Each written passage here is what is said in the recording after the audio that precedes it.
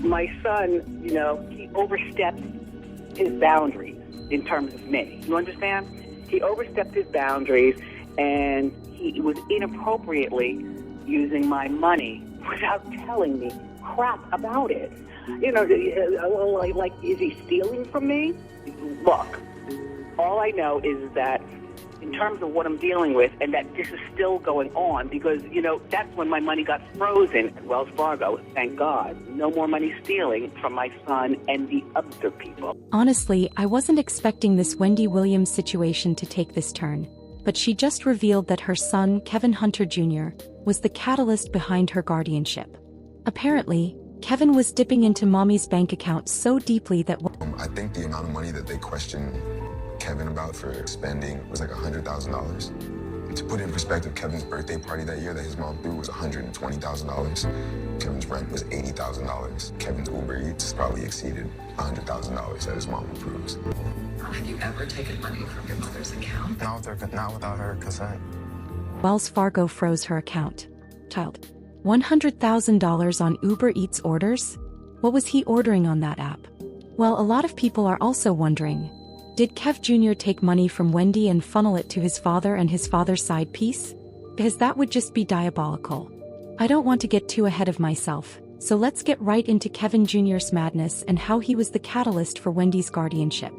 You all remember that sometime toward the end of 2022, Kevin was thrown out of his luxury $2 million Miami apartment and hit with a lawsuit for $70,000 in back rent. The thing is, Wendy was the one paying the rent, but she could no longer afford it, allegedly due to medical and legal reasons. Kev even had to appear in court where he told the judge that because of his mother's health issues, all of the financial support he received from her had stopped, including his housing. He also claimed he was a full-time student but had taken a year off school to care for Wendy. Then, just weeks after Wendy Williams attended her son's college graduation, Kevin Jr. was reportedly issued a second eviction notice from his Miami apartment. He allegedly owed $431,016 in total, according to the property's ownership firm, with a warning to pay rent or vacate the apartment by January 7, 2025. While some people sympathized with Kevin and said he didn't deserve to be going through this trouble, it turns out that all these issues Wendy has been facing began with him. Wendy herself recently revealed in her TMZ documentary, Saving Wendy, that her conservatorship started after her son, Kevin Hunter Jr., withdrew large amounts of money from her account without her knowledge. Wells Fargo flagged the transactions, leading to her assets being frozen and the guardianship being established. She specifically stated that her son had overstepped his boundaries and was inappropriately using her money without telling her.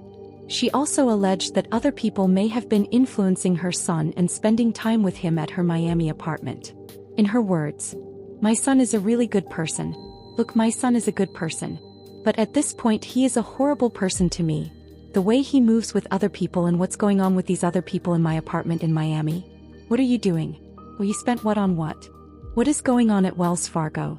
Wendy was also asked about a time when her son wanted to rent a boat for his birthday for $1,500 but ended up getting one for $133,000. And he blamed it on the bank, saying they wanted him to have that. Which obviously didn't make sense. According to Wendy, her son was definitely not working alone, and she again suggested that he was probably being influenced to spend her money. So, what this means is that all this time Kevin Jr. was the one misusing her money. And like Wendy said, he wasn't working alone.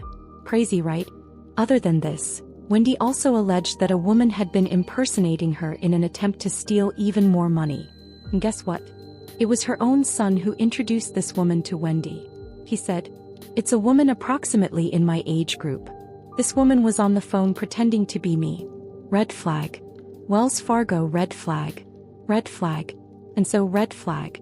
Thank God they stopped all the money that had been stolen from me by these people. And they stopped it. And fortunately I still have money left. I know.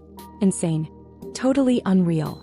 Something else that came up was that, based on court documents filed last September, while my aunt loves her son very much, but I think that there are other options at this point in terms of who can care for and make sure that his mother at 6 years old is taken care of properly. Kevin Jr. apologized for past mistakes and inappropriate behavior. The court was not convinced that he could keep Wendy safe or that he wouldn't willingly, or unwittingly, expose her to financial exploitation. Which is why, even if Wendy is released from her guardianship, she cannot be placed under her son's care. In fact, even other family members believe that, although Wendy loves her son, it would not be the best choice for him to be. It's not looking fair to the main person who deserves fairness, her son. And my eyes are starting to open up. My patience is wearing. And her son is up there to spend what could be monumental time with his mother. If she opens the door. Be responsible for her well-being. I mean, who would have thought that her own son would be the reason she was going through all of this? It's giving his father, Kevin Hunter Sr. You know, there was a time when Wendy's brother Tommy went on a rant, saying that Wendy had abandoned her family. One thing he mentioned was that Wendy was refusing to let her son, Kevin Jr., into her penthouse. Tommy claimed that Kevin Jr. flew to New York to spend Wendy's birthday with her, but when he arrived at her house, she didn't let him in. At the time, it didn't make sense why Wendy would refuse to see her son. But now, with the revelation that he may have been the catalyst for her conservatorship, it all makes sense. But at the end of the day, this is still Wendy's son, and she has made it clear that she still loves him.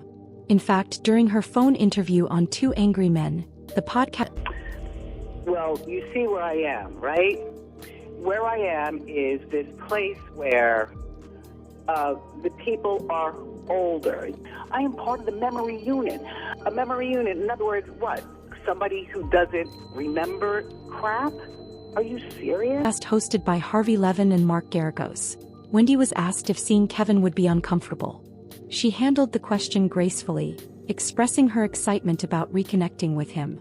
She also revealed that she planned to travel down to Miami, where several of her family members live, to celebrate her father's 94th birthday and would probably have a chat with her son. I've asked the guardian person for an iPad since years, it seems like, but an iPad. Can I please have my telephone back? Can I please be able to call, my family? What is the problem with me calling and talking to friends of mine? His father, Kevin Hunter Sr. You know, there was a time when Wendy's brother Tommy went on a rant, saying that Wendy had abandoned her family. One thing he mentioned was that Wendy was refusing to let her son, Kevin Jr., into her penthouse. Tommy claimed that Kevin Jr. flew to New York to spend Wendy's birthday with her, but when he arrived at her house, she didn't let him in. At the time, it didn't make sense why Wendy would refuse to see her son. But now, with the revelation that he may have been the catalyst for her conservatorship, it all makes sense. But at the end of the day, this is still Wendy's son, and she has made it clear that she still loves him. In fact, during her phone interview on Two Angry Men, the podcast hosted by Harvey Levin and Mark Garagos, Wendy was asked if seeing Kevin would be uncomfortable. She handled the question gracefully, expressing her excitement about reconnecting with him. She also revealed that she planned to travel down to Miami, where several of her family members live, to celebrate her father's 94th birthday and would probably have a chat with her son if he showed up. But Wendy isn't just opening up about her son, she's talking about everything. From how she believes she was wrongly diagnosed to her opinions on her guardian Sabrina Morsi, and how she plans to stop the conservatorship. The documentary's key revelations. Wendy lives in a memory care unit, sharing space with elderly residents experiencing severe cognitive decline. She has been allowed outside only twice in the past month and has no access to a personal phone or iPad. Even within the facility, she cannot leave her room without a chaperone. Her possessions are locked in a storage unit. Her guardian, Sabrina Morsi, has legal approval to make money from managing her estate. A court order prohibits those involved in the case from discussing it publicly, limiting transparency. But now Wendy is one step closer to being free. According to sources, she signed an affidavit on February 12, officially requesting to end her conservatorship. In the document, Wendy states that she has regained the capacity to function without a court-appointed guardian. She also denies having frontal-temporal dementia, despite what her guardian and doctors claim. On February 18, she will be re-evaluated by a doctor. and her lawyer will file an emergency order to push the judge to end her conservatorship. If the judge rejects the request, Wendy will demand a trial by jury. It's a good thing she's finally fighting to regain her power. But this situation with her son? People can't shake it off. With Wendy now confirming that Kevin Jr. was the catalyst to her conservatorship, the internet has gone wild. What are your thoughts? Was Kevin Jr. being influenced? Was he funneling money to his father and his side piece? Drop your thoughts in the comments below.